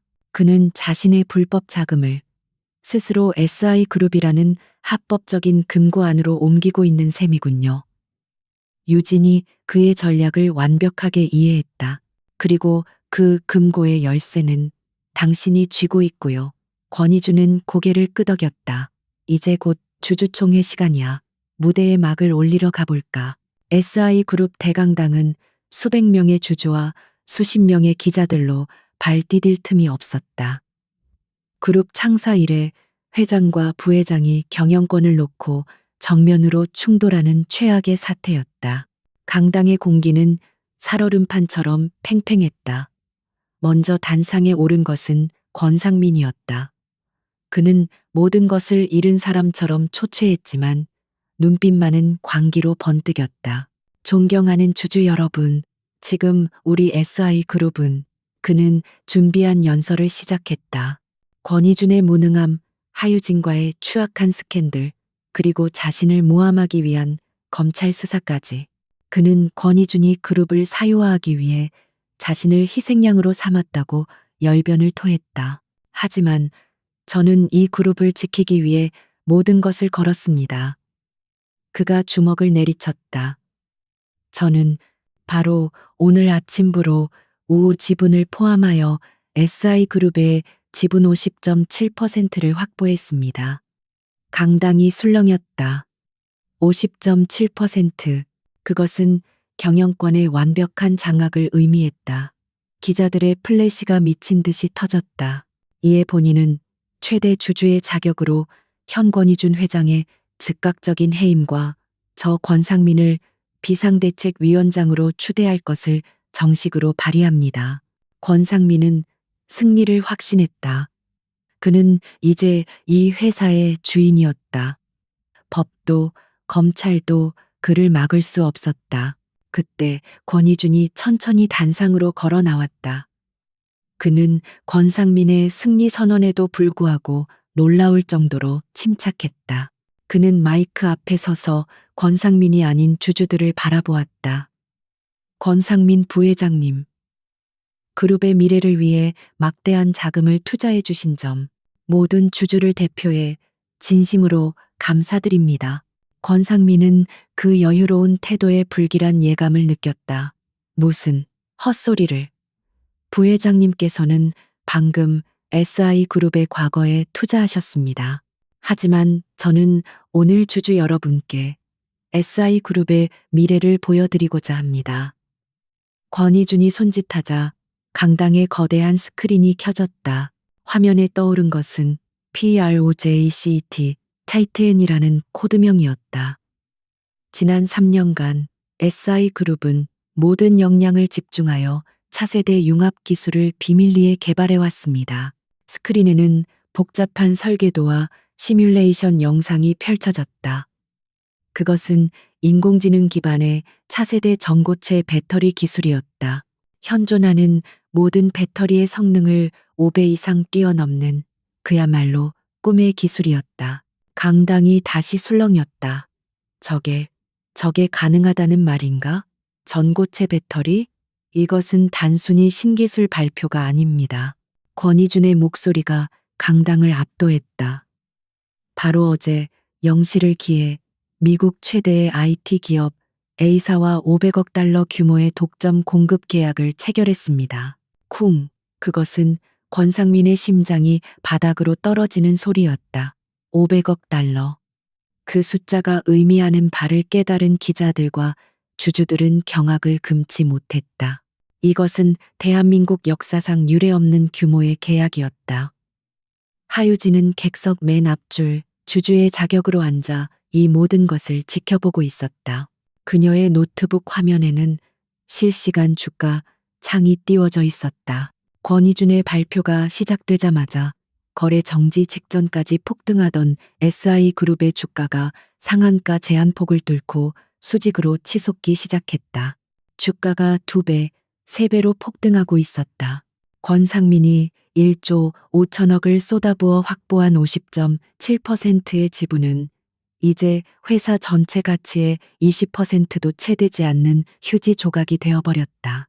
권희준은 자신의 숙부를 차갑게 내려다보았다. 부회장님, 당신은 당신의 모든 불법 자금을 이제 막 세계 최고가 될 회사의 주식과 맞바꾸셨습니다. 당신의 그 애사심 덕분에 우리 그룹은 막대한 자본을 확충하게 되었습니다. 다시 한번 감사드립니다. 권상민은 자신이 완벽하게 속았다는 것을 깨달았다. 권희준은 검찰 수사라는 연막 뒤에서 이 거대한 타이탄 프로젝트를 숨기고 있었다. 그는 자신의 모든 돈을 털어 권희준의 승리에 베팅한 꼴이 되었다. 너, 이 사기꾼 같은 놈. 그가 권희준에게 달려들려던 바로 그 순간이었다. 강당의 모든 문이 동시에 열렸다. 수십 명의 서울중앙지검 검사와 수사관들이 들이닥쳤다. 그들은 기자들과 주주들을 해치고 단상으로 직행했다. 권상민 씨, 검사가 영장을 내밀었다. 자본시장법 위반, 업무상 횡령, 증거인멸 교사 혐의로 당신을 긴급 체포합니다. 이건아, 내가 누군지 알아. 난 이 회사의 최대 주주야. 권상민이 발악했지만 그의 양팔은 수사관들에게 무자비하게 제압당했다. 수갑이 철컥하고 채워지는 소리가 강당 전체에 울려 퍼졌다. 하유진은 그 소리를 들으며 눈을 감았다. 마포구청에서의 그 억울했던 순간부터 최 이사와의 위험한 거래까지 모든 것이 이 순간을 위해 달려온 것이었다. 카메라 플래시가 비처럼 쏟아지는 가운데 권상민은 짐승처럼 끌려나갔다. 그는 마지막 순간까지 하유진을 노려보며 저주를 퍼부었다. 저 계집애, 내년이 감히. 유진은 그 시선을 피하지 않았다. 그녀의 눈에는 두려움 대신 차가운 승리자의 평온함이 담겨 있었다. 권희주는 단상 위에 우뚝 서서 자신의 숙부가 사라지는 모습을 묵묵히 지켜보았다. 그의 얼굴에는 어떤 감정도 떠오르지 않았다. 길고 길었던 전쟁이 마침내 끝났다. 그는 천천히 객석의 유진을 바라보았다. 두 사람의 시선이 허공에서 마주쳤다.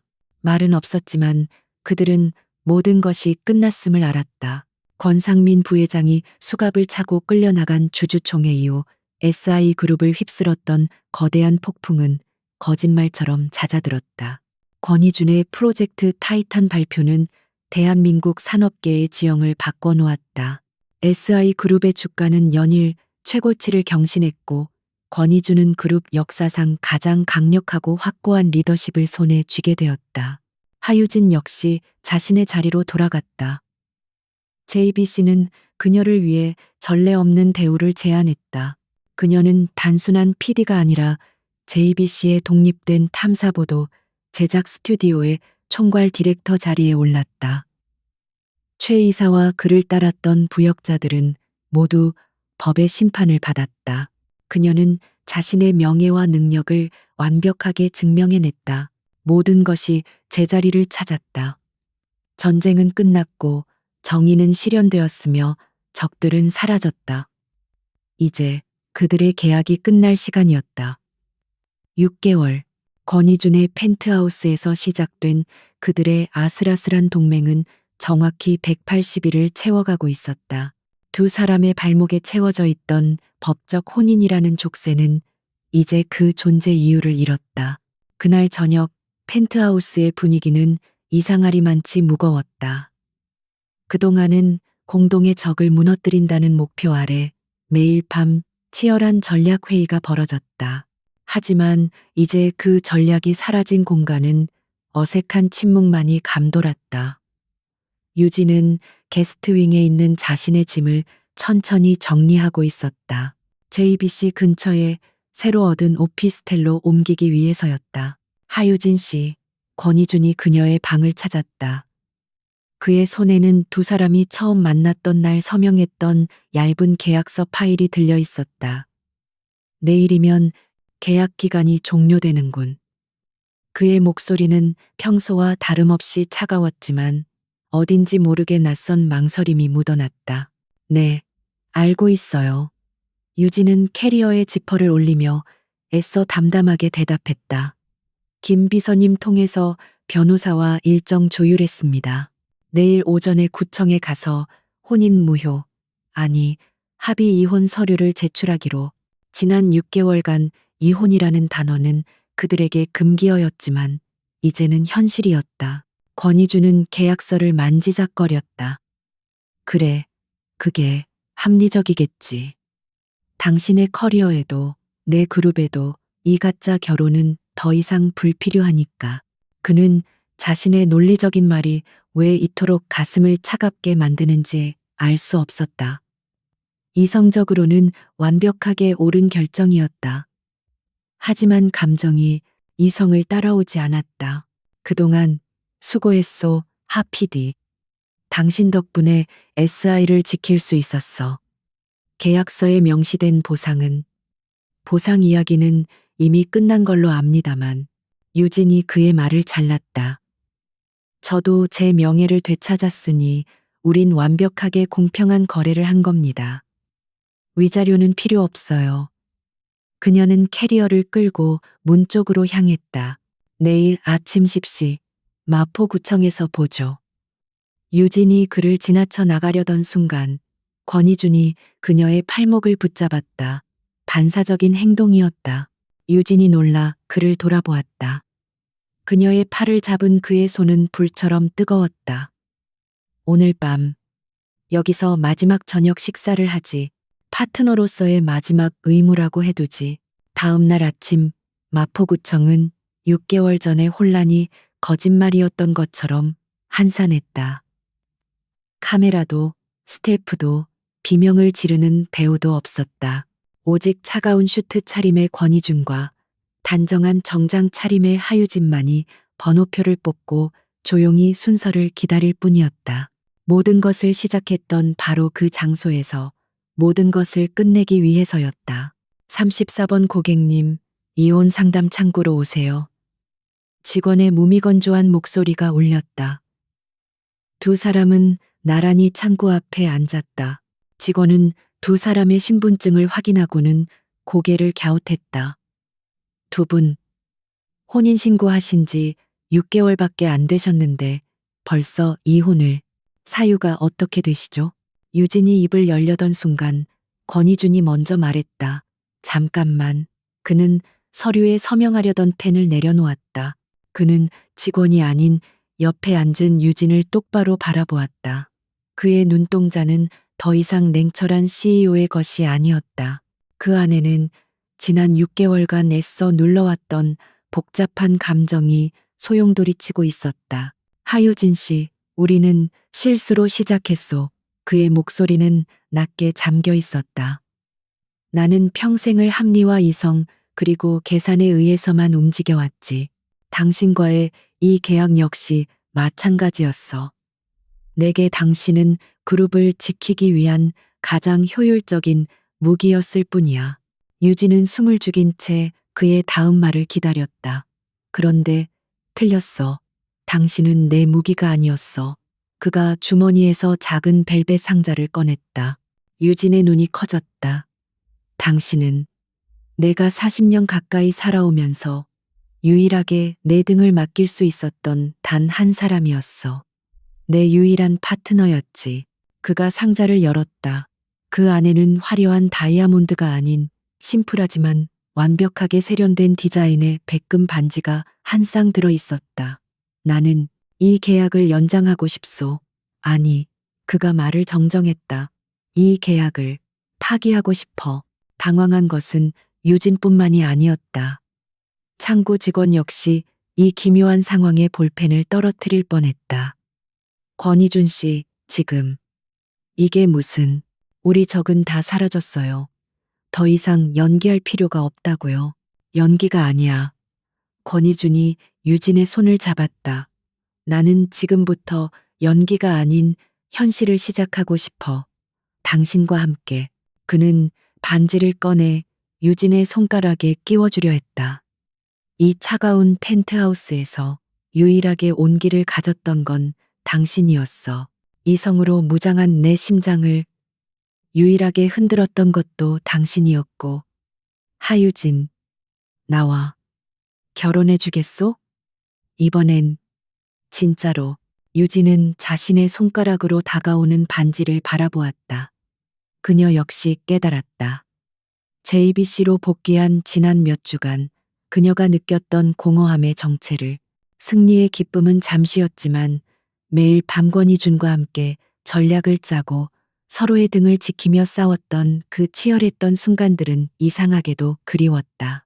그녀가 그리웠던 것은 전쟁이 아니라 그 옆에 있던 전우였다. 유진은 피식 웃음을 터뜨렸다. 권희준 씨, 그녀가 말했다. 당신은 정말 내 인생 최악의 타이밍에 최악의 장소에서 최악의 방식으로 프러포즈 하는군요. 그녀의 목소리에는 웃음기가 묻어났다. 그녀는 권희준의 손에서 반지를 빼앗듯 가져갔다. 그리고 자신의 왼손 약지에 스스로 끼웠다. 완벽하게 맞았다. 그녀는 어리둥절해 있는 창구 직원을 향해 돌아보며 싱긋 웃었다. 죄송합니다, 직원분. 저희 서류를 잘못 가져왔네요. 이혼 서류가 아니라 그냥 데이트하러 나온 거였어요. 그렇죠, 여보? 그녀가 여보라고 부른 것은 계약 후 처음으로 진심이 담긴 호칭이었다. 권희준의 얼음 같던 얼굴에 6개월 만에 처음으로 진짜 미소가 번졌다. 그는 유진의 손을 잡고 자리에서 일어났다. 두 사람은 아무런 서류도 제출하지 않고 마포구청을 걸어 나왔다. 그들은 이미 법적으로 완벽한 부부였다. 실수로 시작되었지만 이제는 현실이 되었다. 1년 뒤 JBC와 SI미디어의 합작 프로젝트인 초대형 다큐멘터리 촬영 현장. 하유진은 헤드셋을 낀 채 카랑카랑한 목소리로 스태프들을 지휘하고 있었다. 3번 카메라, 앵글 더 낮춰요. 긴장감이 하나도 안 살잖아. 현장은 마포구청의 그날처럼 혼란스러웠지만 생기가 넘쳤다. 그때 익숙한 그림자가 그녀의 머리 위로 드리워졌다. 권희준이었다. 그는 완벽한 슈트 차림이었지만 손에는 따뜻한 커피 2잔이 들려 있었다. 그는 자연스럽게 유진의 헝클어진 머리를 정리해주며 그녀의 뺨에 입을 맞췄다. 하 감독, 스케줄보다 15분 지연됐어. 이러다 투자금 회수하겠는데. 유진이 그를 흘끗 노려보며 커피를 받아들었다. 권 회장님, 현장에선 감독 말을 들어야죠. 그리고 투자금 걱정 마시죠. 어차피 그거 다 내 남편 돈이니까.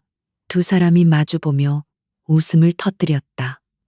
실수로 시작된 그들의 결혼은 이제 그 누구보다 뜨겁고 완벽한 현실이 되어 있었다.